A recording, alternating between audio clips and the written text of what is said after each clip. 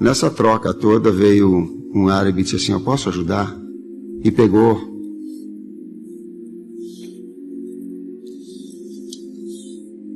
meu neto e carregou ele não sei quanto tempão lá aqui. E tem uma foto que é linda, linda, linda. Assalamu alaikum guys, and welcome to another episode of Jannah.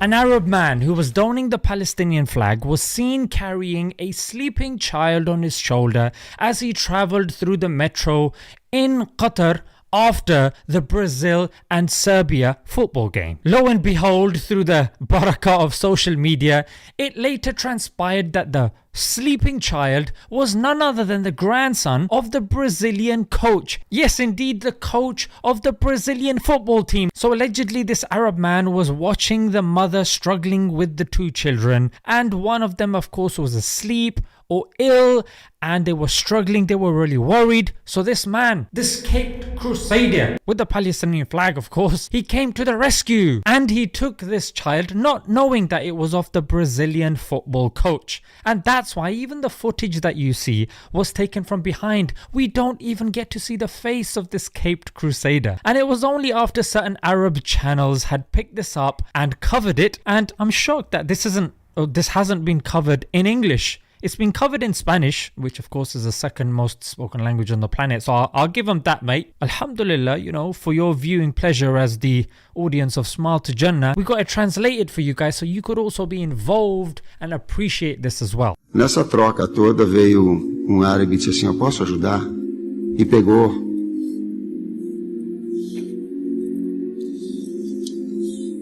pegou meu neto e carregou ele não sei quanto tempão lá aqui. E tem uma foto que é linda, linda, linda. Because these channels picked it up, it eventually reached the coach himself and he addressed it in a press conference. And it was so beautiful because in the press conference, when he was talking about it, he couldn't hold his emotion and he started to cry. And then he expressed his desire to meet this individual. Eu gostaria de conhecer o árabe.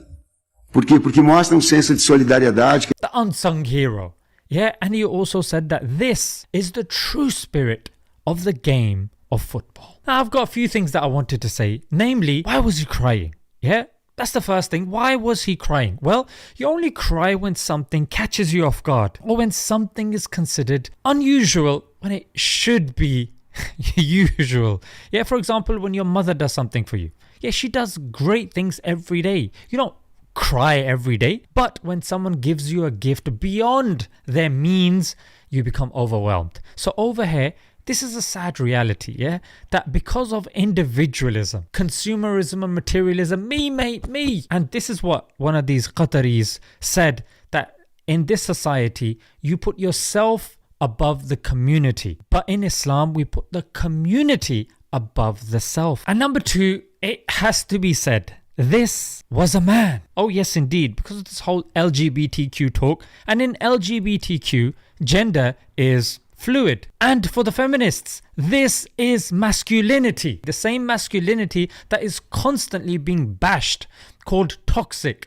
Yeah, and we're surrounded nowadays, not with the Arnies and the Schwarzeneggers, but with the Big Bang, whatever it is. And if you look at the statistics, more men are homeless, more men commit suicide, more men are working difficult jobs and die from these difficult jobs as well, and the statistics go on and on. That's why, guys, men should be protected at all costs. And if you are a man, yeah, look after yourself, hang around other men because you get that masculine energy. Go to the gym, eat good food, work on yourself, be stronger mentally, physically, spiritually, because you are to become a leader of your household. And this is not going to be taught to you by the mainstream media.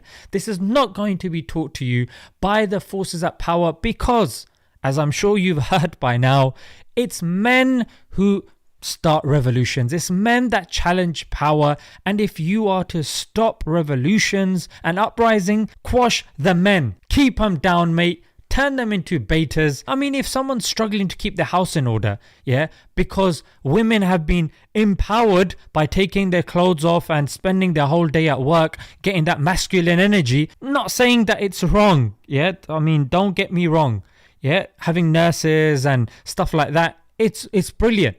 But let's face it, I'm talking about the Western dynamic that we have, which isn't women just becoming nurses and doctors. It's women wanting to become men, and then a man goes home, you've got issues going on. Yeah, you got fights going on. So if you keep the men busy at home, then they're no threat anymore. And number 3, this is Islam. Yeah, this is Islam, because in Islam, we have a concept of mahram, a male bodyguard, like your brother, your father, your husband. Such relations in Islam are required to look after their women, just so they are not in such situations where they can be taken advantage of. And I wanted to share 2 narrations for those of you that are like, yeah, but what did your prophet say, mate? Beware, if anyone wrongs a mu'ahid, i.e. a non-Muslim enjoying the protection of Muslims, or diminishes his right, or forces him to work beyond his capacity, or takes from him anything without his consent, I shall be his adversary on the day of judgment. And another narration, whoever kills a mu'ahid shall not smell the fragrance of paradise, though its fragrance can be smelt at a distance of 40 years of travelling. This is what Islam says. But you're not going to see this written in newspaper columns, discussed on radio and on these talks, because it does not fulfill their agenda, which is to scapegoat the Muslims and to quash any dissent, because the Muslims are the only threat. They're the only ones that are following the religion properly, and or using Islam as a scapegoat just so you can further your draconian and restrictive laws to the masses, mate. Guys, we don't want to be people that watches stuff like this and go, Subhanallah, MashaAllah, Allahu Akbar, and then just wanders off. We saw that this man saw this child, saw this mother struggling, and something was awoken within him. And because of that, he did such an amazing act. Yeah, and I want you to do that as well. Be it £2, £5, £10, guys. This wasn't an orphan child. This wasn't somebody that was shunned by his community. Yeah, and this is how orphans are treated in some countries that people haven't even heard of. Now, how many of you even know about Gambia? It's a Muslim majority country. Yeah, so I've teamed up with my brother in Islam who is part of Spot charity, and they, mashallah, I love them because they're honest, they're transparent, and they're very meticulous about how they spend your donation money. Because guys, you don't know which action Allah will like. Look, this man just did a beautiful action. He didn't know. And that's why I do these wonderful acts. So just like you don't know which one social media will pick up, likewise you don't know which one Allah will pick up, and because of which you will be given Jannah. And guys, please donate using the link in the description. I'll see you guys next time. Assalamu alaikum.